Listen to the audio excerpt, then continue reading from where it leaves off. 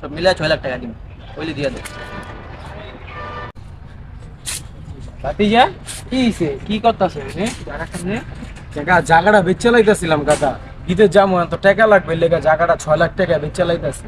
6 লাখ টাকা? হ্যাঁ, লও এই 6 লাখ টাকা লও, আমার নামে জায়গাটা দিয়ে দাও, তাইলে তো হয় আঙ্গ ভিত্তি থাকলো। কাকা আপনার তো না টাকা নাই, আপনার তো আমি চাইতে গেলাম তখন কইলেন আপনার তো টাকা নাই, বাড়ি করতে পারতাছেন না, আপনি ঠিক করে কিছু করতে পারতাছেন না, এখন এত টাকা কইতে এলো কাকা? জায়গাটা বেচতেছি দেখি এখন আপনার কাছে টাকায় পড়লো।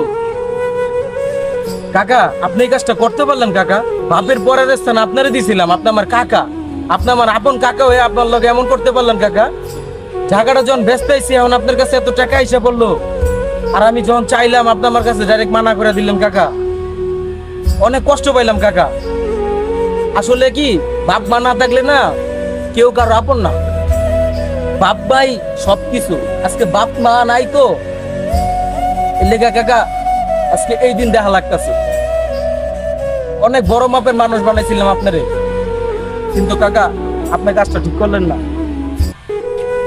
আসলে পৃথিবীতে কেউ কারো আপন না, নিজের কাকা হয়ে স্বার্থের পিছনে ঘুরি। এখনকার বাস্তবতাই তো